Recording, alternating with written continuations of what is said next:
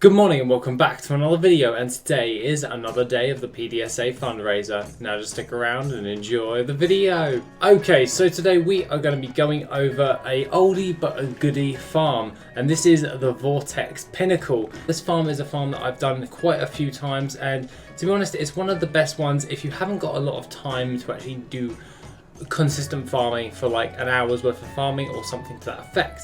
So I thought that I would throw this into here, but we're adding things into our gold rotation, and this one usually takes just around about 20 minutes in order to clear. If you do have a speed set, you are able to clear it faster, but aside from that, if you're just a genuine person just trying to do it, it's going to take you around about 20 minutes. Now, aside from all of that, what are we actually going here for? We're going here for volatile air. Now, volatile air goes for a decent amount of gold overall, and quite frankly it's a very easy way in order to get a hold of some good materials in order to sell on the auction house. What you're going to be wanting to do is mount up and gather up all of the mobs in the actual dungeon. Typically like to do is to actually run this like this on my druid in her travel form. Now, aside from all of that, what you'll be wanting to just bear in mind is these guys called gust soldiers will charge you if you are in range, so just be careful of that. I tend to just go around the side just so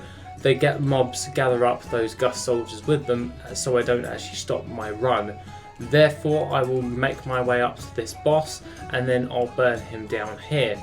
Now, aside from all of that, you can actually use this as a mount farm as well as a mount actually drops within here. So while we're waiting, we can actually go into here.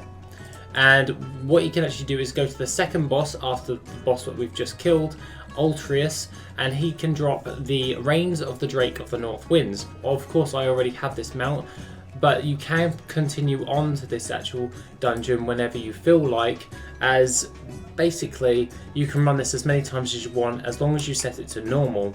Now, there is no real difference when it comes towards normal and heroic, so just bear that one in mind. And to be honest, running it on normal means that you can run it as many times as you want, providing that you actually do take the lock of how many runs you can do per hour into account as well.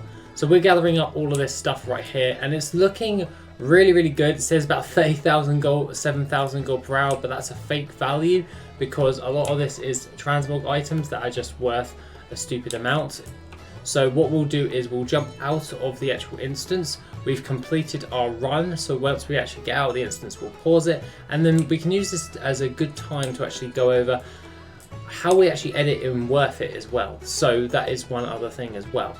Okay, so now we've actually completed our run. It's not taken us that long to actually do, about 19 minutes and 8 seconds. It's really about 20 minutes in order to actually do it, but we're now going to edit it to actually just see what we can actually remove. So we're obviously going to vendor that, so we'll select vendor for it. These dusky threads, they usually are a transmog item. They don't sell for an awful lot, so what I'll do is I'll vendor them. Now, obviously, providing with this, any of the BOEs you can always send over to an enchanter to disenchant to get more gold per hour. But this is basically if you really don't have the time to send all those over and do that. But if you wanted to do it, by all means you can, and then it'll just make your life a hell of a lot easier. So now we've got 174 volatile air within 19 minutes, so we'll say 20 minutes. So 4,346 gold for that, but let's now adjust the values for that. So what we'll say is we'll actually rename it and call it volatile air, and we'll just set that right there, and we'll press the save button. Now, along with that, once we've actually done that, we can then close this down, and then we'll go into mod configuration, because realistically we're going to want to actually set the legacy towards something to the effect. So we'll go with the DB region market average. That is the market value across the entire region, and that is the average from that. So we'll change that, and we'll go into my farms right now. Roughly across most particular servers, this will take a little bit of time, but for the DB region market value average, it's around about 6,000 gold per hour. So 6,000 gold in 20 minutes. That's nowhere near the best farm that you can ever do. It's basically one of those ones that you can just log in, just do it quickly and then go to work or something to that effect. It's one of those ones where it will over time be very good, because if you did that for 7 days of the week, roughly around about 42,000 gold for you and just doing that for an entire week. So theoretically you could technically do this farm and pay for your token in 4 weeks. So you could always just do that 20 minutes a day and then just play the game for the rest of it. Aside from all of that, this is a good farm in order to actually get a load of materials really quickly and to get a okay gold per hour in the grand scheme of things. And overall, it just tends to be one of those ones where it just works out really, really well in the grand scheme of things if you haven't got a lot of time. Providing if you do have a lot of time, I would urge you to do something else. But aside from all of that, if you are literally just trying to work this into your gold rotation, then I would suggest doing that. So that being said, this is definitely a good farm in order to do. So let's jump onto the gold for the day. Okay, so the gold for the day is a healthy 105,426 gold. Things of note is the mark of the sentinel, the glyph. 1,187 gold for one of those.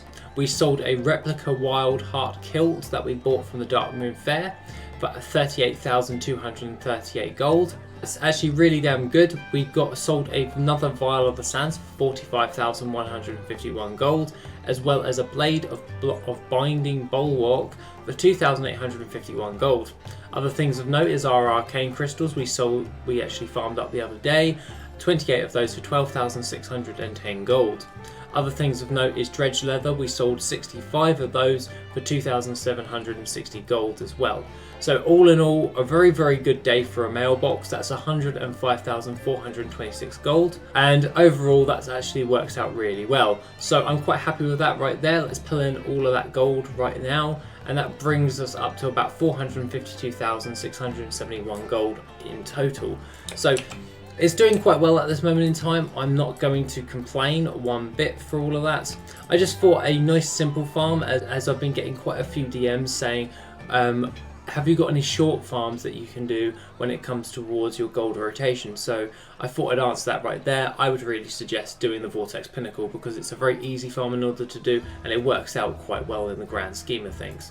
Aside from all of that, if we go into our TSM right now, we have about 1,354,969 gold on the auction house. A lot of this is transmog, of course, but overall I'm really not overly too concerned in the grand scheme of things. So that being said, guys, that is pretty much the farm for the day. If you are wanting to actually donate towards the PDSA fundraiser, the link is at the top of the description of this video. Aside from all of that, guys, we are doing really well on actually raising some cash towards the PDSA, and could not be happier myself. Now, that being said, guys, have a lovely rest of the day, and I shall see you on the next video, which will be tomorrow. If you want to support the channel and help make the channel even better, then why not check out the Patreon? Members get additional info, gold making resources, and Patreon specific content. The link is located in the description down below. Thank you and have an awesome day.